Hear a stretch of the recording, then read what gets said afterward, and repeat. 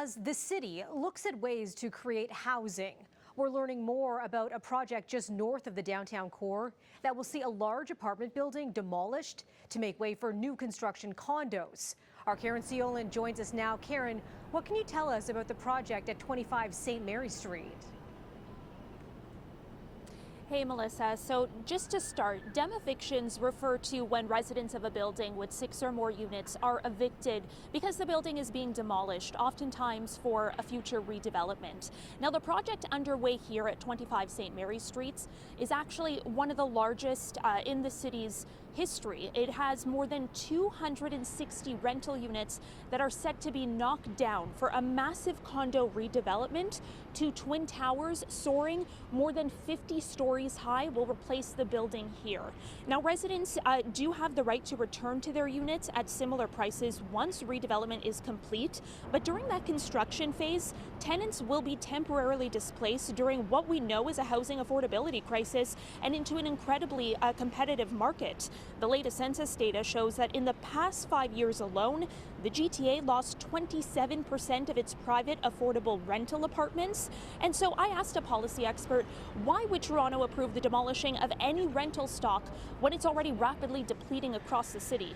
Here's what he had to say. This is about developers wanting to redevelop their own sites. And part of this from a city perspective is the need for the city to grow and for the city to increase the number of units in the housing stock. Part of the reason we're in the housing crisis that we're in is because we haven't kept up with the pace of building over generations. This is a crisis that has emerged year after year, decade after decade of not keeping pace with construction, with our inflow and growing population. So the city does need to grow, and some of the best sites are those that are infill sites. Wow, so we're talking about a lot of people who'll be on the move. Caryn, you've been speaking with residents at the building. How are they reacting to the project? And what kind of a deal are they getting to move out of their units? It's a lot of work to do that. Yeah, well, Melissa, a lot of the tenants who live here have been here for decades, including many seniors on fixed income who want to age out in place in their own homes. Others are frustrated about the future forced disruption in their lives, but many have very valid concerns about being priced out of the neighborhood once the redevelopment is complete and they return. However, the city has very limited powers to stop the development, even if it wanted to. This is a privately owned building, and so the key here is negotiating the best deal for tenants in the interim.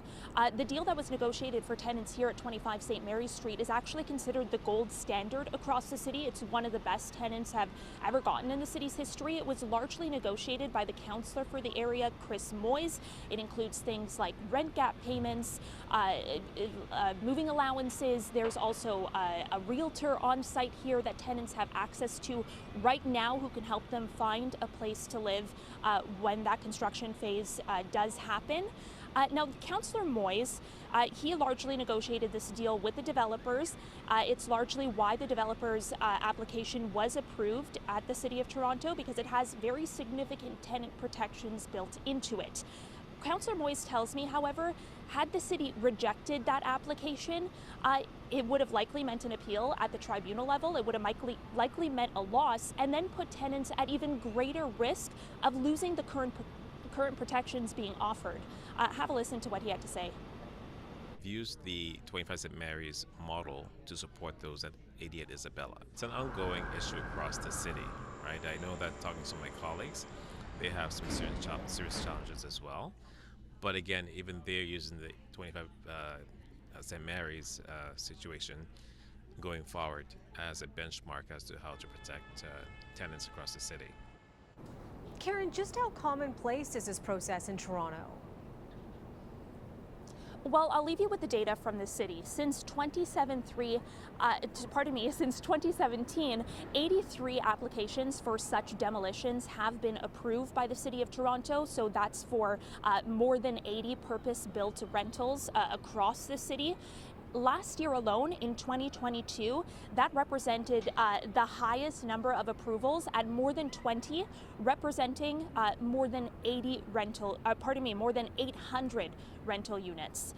So it definitely has spiked in the past year. So far this year, only 3 such applications have been approved, but it represents more than 300 tenants across the city. And so again, like Councillor Moy said, the deal that was negotiated for tenants here at 25 St. Mary Street is now being used as a benchmark for other buildings facing the same fate. An interesting look at the process. Thanks for that, Caryn. Of course, housing a big issue in our city. We're looking forward to your story tonight on City News.